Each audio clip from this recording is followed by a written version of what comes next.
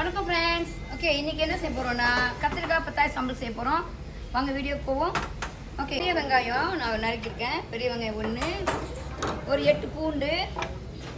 இது என்னன்னு பார்த்தீங்கன்னா மிளகா அரைச்சிட்டேன் நான். பாருங்க, அரைச்ச மிளகா சாந்து இதில் ஊற்றி நீங்கள் அரைக்கணும். கொஞ்சோண்டு தண்ணி மிக்ஸ் பண்ணிக்கோங்க. ரொம்ப தண்ணி வேண்டாம். அரை கப்போட கொஞ்சம் குறவா தண்ணி ஊற்றி நல்லா பிளேண்டாக பண்ணிக்கோங்க. நம்ம வந்து அரைச்சி சாந்தா எண்ணெயில் ஊற்றுங்க.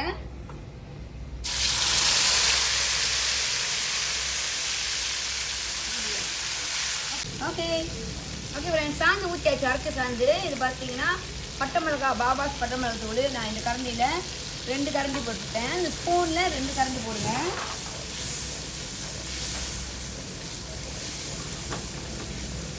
ஓகே பாருங்க, போட்டுட்டு நான் வந்து 3 கத்திரிக்காய் வந்து இது மாதிரி சின்ன சின்னதாக வெட்டியிருக்கேன். ஓகே ஃப்ரெண்ட், இந்த கத்திரிக்காவை நீங்கள் ஒரு 7 நிமிஷம் நல்லா அப்படியே வதக்குங்க. அந்த மிளகா சந்தையிலே வதக்கிட்டுருங்க, ஏன்னா கத்திரிக்காய் கொஞ்சம் வேகணும். ஸோ எனக்கு ஃப்ரெண்ட் பாருங்கள், நான் இந்த சைஸில் கத்திரிக்காய் வெட்டியிருக்கேன், சின்னதான்.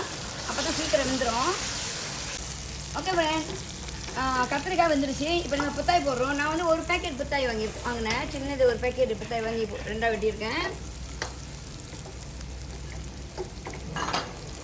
போட்டு நல்லா கிண்டிட்டு ஃப்ரெண்ட் இப்போ பார்த்தீங்கன்னா சாஸ் சீரம் இந்த ஸ்பூனில், நம்ம சாப்பிட்ற ஸ்பூனில் 1 ஸ்பூன் சாஸ் சீரம் போடுங்க.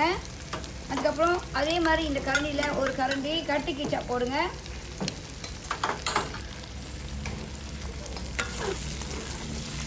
போட்டு நல்லா மெதுவாக அப்படியே கிளறுங்க.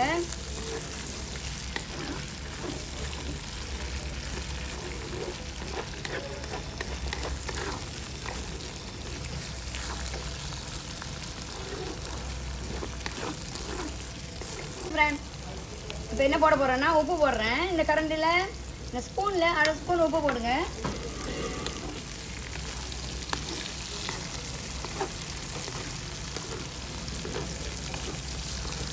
நான் வந்து ஒரு லீமா எடுத்து நல்லா புழிஞ்சு வச்சுருக்கேன், பெரிய லீமா.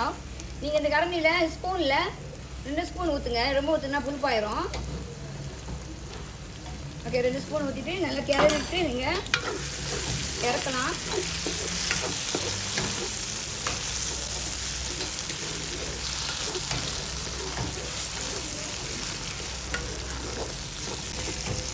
ஓகே, புத்தாய் கத்திரிக்காய் மிக்ஸ் பண்ணி சமையல் ரெடி. நீங்கள் இந்த வீட்டில் ட்ரை பண்ணி பாருங்கள். இது ரொம்ப ருசியாக இருக்கும், வித்தியாசமாகவும் இருக்கும். ரசம் ராஜேஷ் இப்போ